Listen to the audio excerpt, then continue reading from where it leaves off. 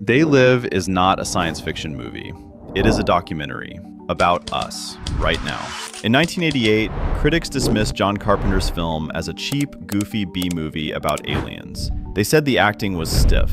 They said the 6-minute alley fight was self-indulgent. They were wrong. They Live wasn't a story about monsters invading Earth. It was a ruthless autopsy of how we really live. It's a film about how comfortable we are with being controlled. And looking back at it 35 years later, the scariest thing isn't the aliens. It's that Carpenter didn't need to predict the future to write this horror story. He just looked out the window. To understand why this movie hits so hard today, you have to remember what 1988 felt like. It was morning in America. The stock market was the heartbeat of the culture. Greed wasn't just good, it was a virtue. Pop culture was drowning in neon, spandex, and relentless optimism. And into this party walked John Carpenter, the master of horror. But he wasn't bringing a slasher villain like Michael Myers this time. He was bringing a mirror. When They Live opened on November 4th, it debuted at number 1, but the critics hated it.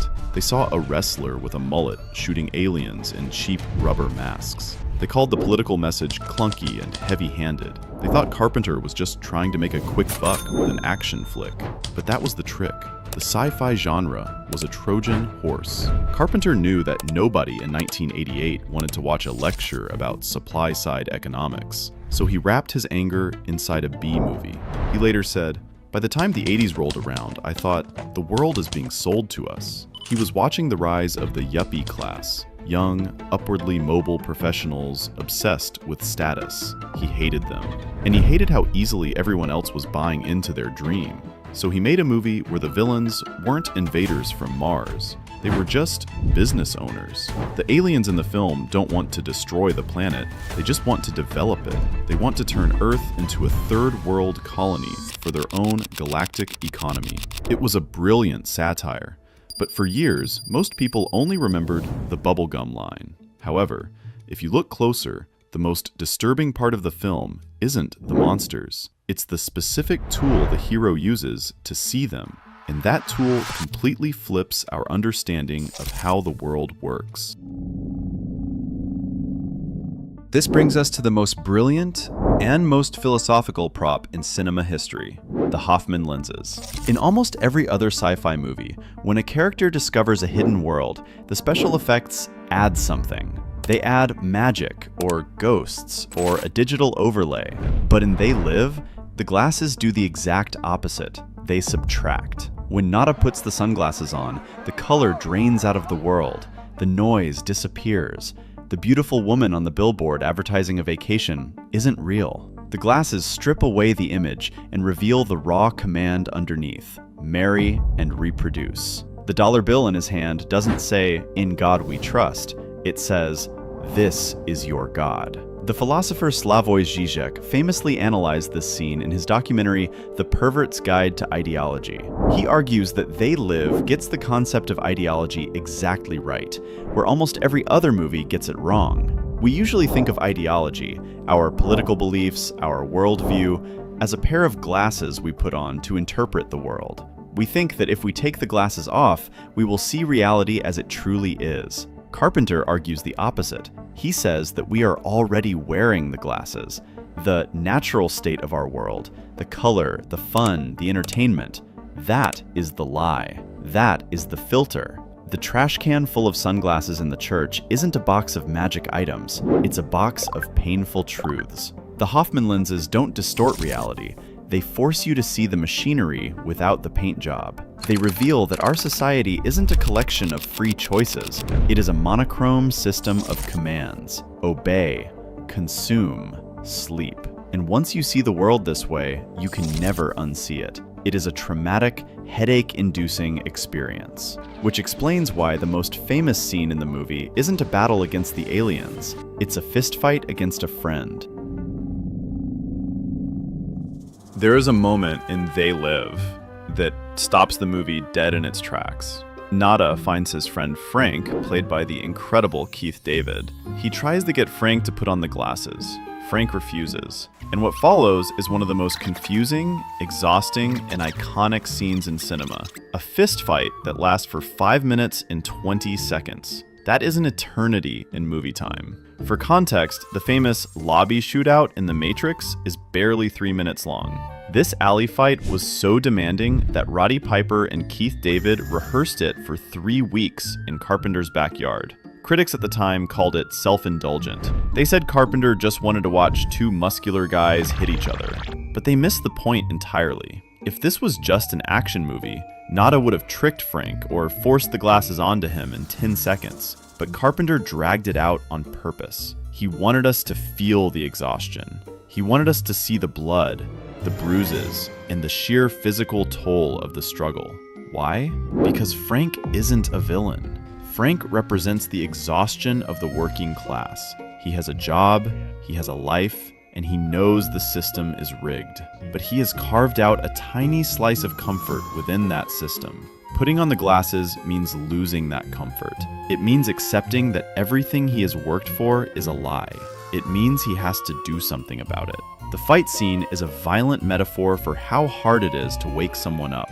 It is painful to dismantle your own worldview. It hurts to admit that you have been complicit. Frank fights dirty. He bites, he kicks, he does everything he can to stay blind. Because ignorance isn't just bliss. Ignorance is safety. And when he finally puts the glasses on, he doesn't cheer. He doesn't feel empowered. He looks at the aliens standing beside him, and he is horrified. Because the monsters aren't hideous beasts from a nightmare. They look much, much worse. They look like us.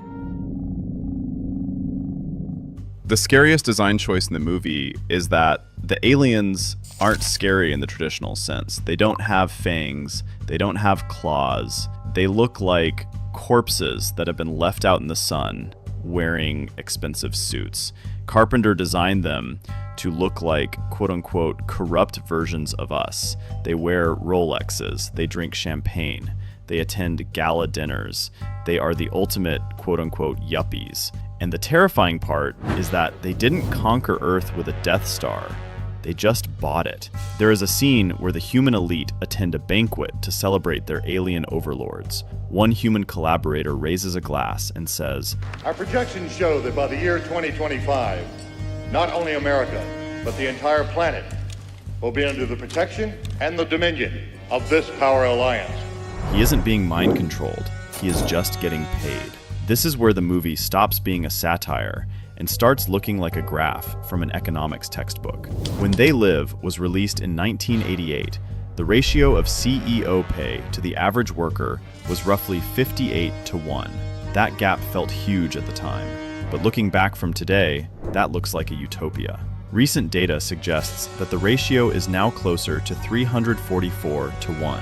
The gap between the quote-unquote aliens and the rest of us has widened by nearly 600%. The fictional dystopia of 1988 is statistically better than our actual reality in 2026. The aliens won, and they didn't even have to hide.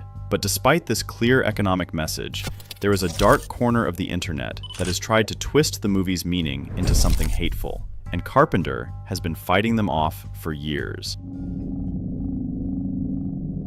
It is an unfortunate rule of the internet that if you create a piece of art about a hidden elite, someone will try to make it about race. In recent years, They Live has been co-opted by neo-Nazi groups and white supremacists. They claim the film is a secret allegory for a Jewish conspiracy controlling the world. They circulate memes of the aliens with anti-Semitic captions, and John Carpenter absolutely hates it. The director has spent years fighting this interpretation on Twitter. He has been explicitly clear. They Live is about yuppies and unrestrained capitalism. It has nothing to do with any specific race or religion. But the fact that this interpretation exists actually proves the movie's point. Remember, the aliens survive by keeping humans distracted. They want us fighting amongst ourselves. Blaming a specific race or religion for the world's problems is just another pair of sunglasses. It is a comfortable lie. It is much easier to believe that a specific group of bad people is ruining the world than to accept the harder truth. The truth that the economic system itself is designed to consume us. By turning the movie into a racist conspiracy, these groups are doing exactly what the aliens want. They are ignoring the signal. And sadly, in the original ending of the movie, even the hero doesn't get to see the world change.